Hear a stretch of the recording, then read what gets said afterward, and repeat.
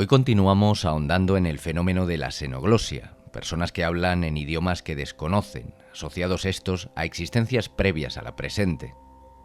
Las personas que experimentan una regresión hipnótica a vidas anteriores utilizan regularmente palabras extranjeras en idiomas supuestamente no aprendidos, pero estos casos de xenoglosia aparente rara vez se han estudiado con el mismo cuidado que los casos espontáneos de memoria de vidas pasadas.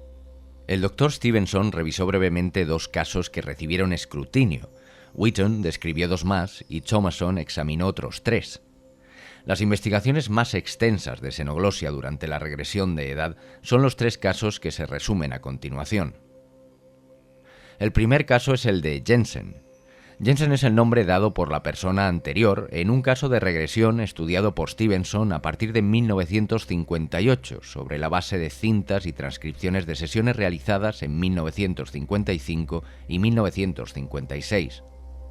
Jensen se manifestó a través del proceso hipnótico y habló sueco en 5 sesiones durante este periodo, las últimas 3 cuando estaban presentes hablantes nativos de ese idioma. Rara vez usaba oraciones completas, pero parecía entender el sueco que le hablaban y daba las respuestas apropiadas a las preguntas. Un análisis mostró que introdujo un número considerable de palabras antes de que fueran empleadas por sus interlocutores, tanto en la misma sesión como en sesiones anteriores. En su mayor parte, su gramática era correcta, pero hubo solecismos ocasionales. Se juzgó que su acento era nativo, aunque a veces teñido de noruego. Tanto sus palabras como su acento sugerían un dialecto sueco arcaico, quizás de un área cercana a la frontera sueca con Noruega. Afirmó que su madre era de Noruega, por lo que su discurso también podría haber sido influenciado por el de ella. Jensen habló con bastante detalle sobre su vida, aunque de manera desconectada. Podía entender las preguntas que se le hacían en inglés y a veces respondía en un inglés con mucho acento. Stevenson concluyó que por las características del discurso y su análisis, probablemente él estaba hablando de una vida en la Suecia del siglo XVII. Otro caso abordado es el de Gretchen. Stevenson estudió el caso de Gretchen, una personalidad en trance de habla alemana en la década de 1970. Participó en algunas de las sesiones hipnóticas y debido a que tenía cierta facilidad con el alemán, pudo evaluar el dominio del idioma de Gretchen por sí mismo. También le presentó a 3 hablantes nativos de alemán. Gretchen habló alemán durante 4 sesiones antes de que Stevenson o cualquier otro hablante del idioma estuviera presente. 2 de estos hablantes de alemán, así como Stevenson, estaban convencidos de que ella lo entendía y lo hablaba de manera receptiva, aunque nunca respondía a preguntas con oraciones completas y cometía una serie de errores gramaticales. En general, su pronunciación era buena, más sugestiva de un hablante nativo que de alguien para quien era un segundo idioma. El sujeto del caso, Dolores J. o DJ, y su esposo y el hipnotizador negaron que ella hubiera estado expuesta al alemán antes de la primera aparición de Gretchen, y también la extensa investigación de Stevenson sobre sus antecedentes no mostró ninguna razón para dudar de ellos. Antes de que Gretchen apareciera por primera vez, DJ soñó con una chica que luego identificó con Gretchen, y a veces ella tenía la sensación de su presencia a su alrededor. Una vez creyó ver su aparición, y aunque Gretchen se manifestaba de otra manera durante la regresión de edad bajo hipnosis, Stevenson no estaba convencido de que ella representara a DJ en una vida anterior. El relato de Gretchen sobre sí misma no permitía identificarla con nadie que hubiera vivido anteriormente, y el Dr. Stevenson llegó a creer que la fenomenal personalidad de Gretchen podría ser una mezcla de partes de la propia personalidad de DJ y elementos de una Gretchen desencarnada que yacía detrás e influenciaba al comunicador, como si se tratara de algún aspecto mediúmnico. De todos modos, estaba convencido de que el alemán que hablaba la personalidad de Gretchen era auténtico y receptivo. Este último caso abordado sorprendió principalmente por la disparidad en las características lingüísticas de las lenguas en cuestión, así como la inexistente relación cultural con el sujeto. Rataraju se presentó a sí mismo como el jefe de una aldea nepalí. El sujeto bajo hipnosis regresiva era una mujer japonesa llamada Risa. El primer autor del informe, Masayuki Okado, un lingüista japonés, invitó a otro compañero de campo familiarizado con el nepalí, a un antropólogo que trabajó en Nepal y a un estudiante graduado de habla nepalí a estudiar el caso con ellos. Rataraju pronunció 2 oraciones en nepalí en una sesión y luego habló durante 24 minutos en el idioma, en otra que fue organizada por Okado. El equipo concluyó que Rataraju comprendía y respondía adecuadamente en nepalí, aunque su dominio no estaba al nivel de un hablante nativo. Rataraju respondió a las preguntas sobre su vida y dio una cantidad suficiente de nombres y otros detalles como para justificar un esfuerzo por rastrearlo. Okado viajó a Nepal con el antropólogo, pero desafortunadamente, aunque fueron al pueblo al que Rataraju afirmaba pertenecer, no pudieron identificarlo con ninguna persona específica. Muchos de los detalles de su vida eran plausibles, porque pertenecían al contexto del país, pero su historia, en conjunto, no encajaba del todo. Okado quedó impresionado por las similitudes entre el caso de Rataraju y los casos de Jensen y Gretchen.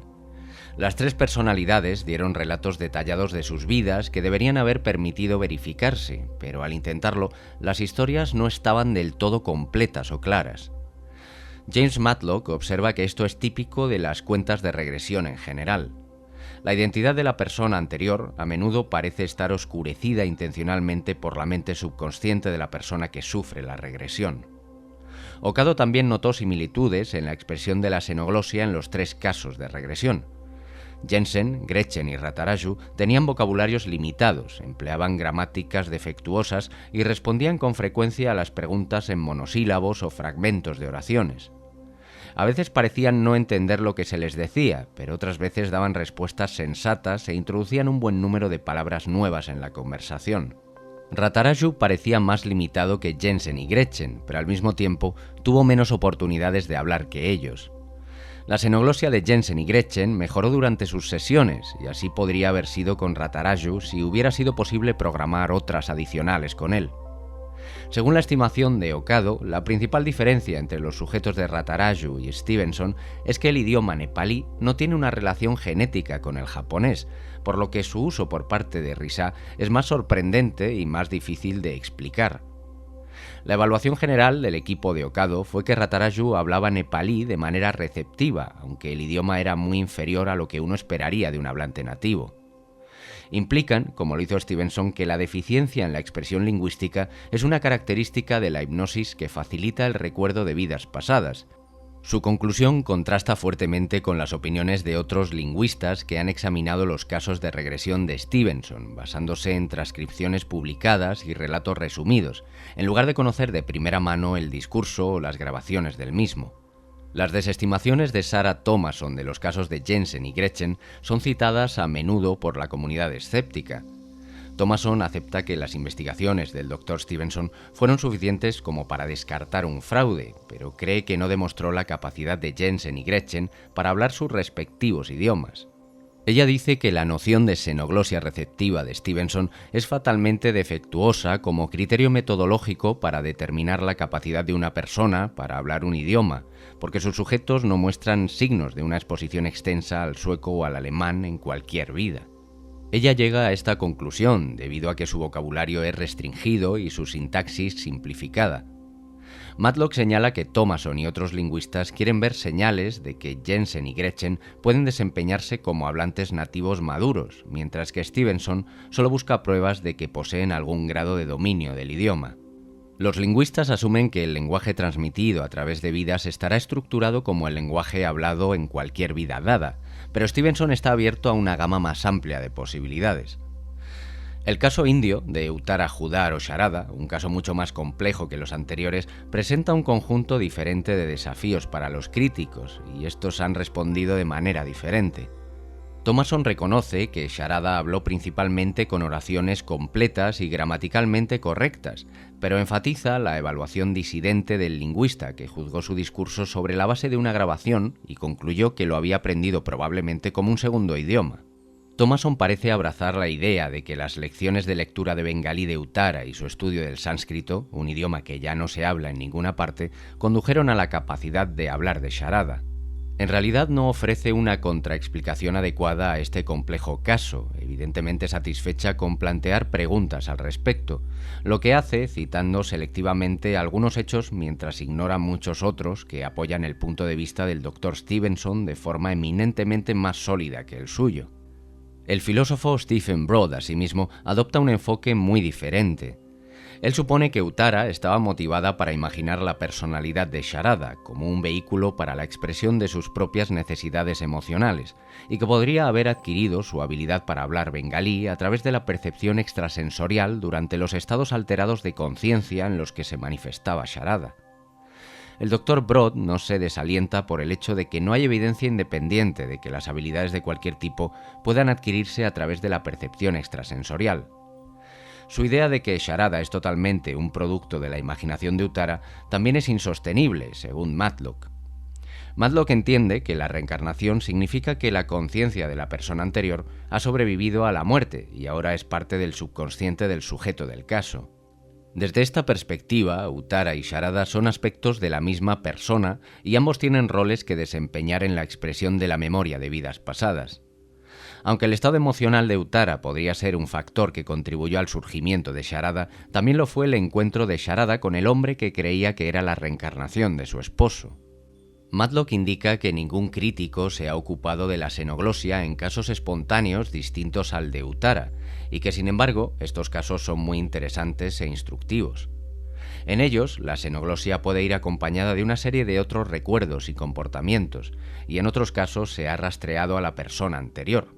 Curiosamente, aparte de Uttara Judar e Iris Farsadi, ambos casos excepcionales, los casos espontáneos revelan las mismas deficiencias lingüísticas que los casos de regresión.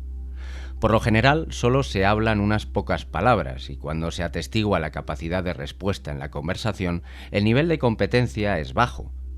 Se debe trabajar mucho más antes de que podamos estar seguros de que la xenoglosia receptiva es posible, pero estos casos espontáneos sugieren que sí lo es, y eso hace que la propia xenoglosia de los casos de regresión sea más plausible.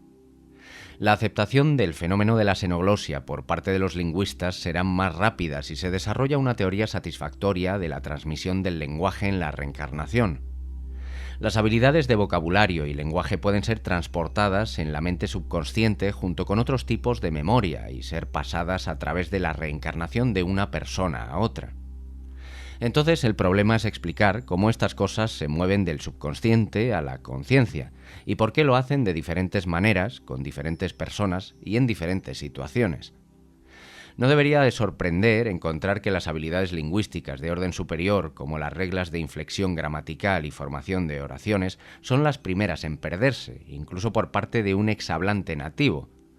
Se puede esperar que el vocabulario básico se retenga por más tiempo y se recupere más fácilmente por asociación. De hecho, esto es lo que vemos en muchos casos de xenoglosia. Otro tema es la producción del habla, que implica no solo la movilización de un vocabulario de acuerdo con las reglas gramaticales, sino también las estructuras cerebrales y el control de la laringe. Los numerosos informes sobre la pronunciación adecuada en xenoglosia sugieren que los patrones practicados pueden imprimirse de alguna manera en un cerebro nuevo, pero aún no está claro cómo sucedería algo así. Matlock dice que puede ocurrir por la corriente de reencarnación que establece las vías neuronales apropiadas en el nuevo cerebro.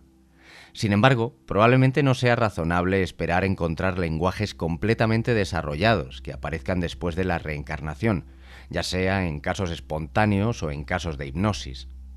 Su hipótesis recuerda al funcionamiento de los discos duros, en los que con cada formateo de disco se hace más difícil recuperar los archivos que quedan en las capas anteriores.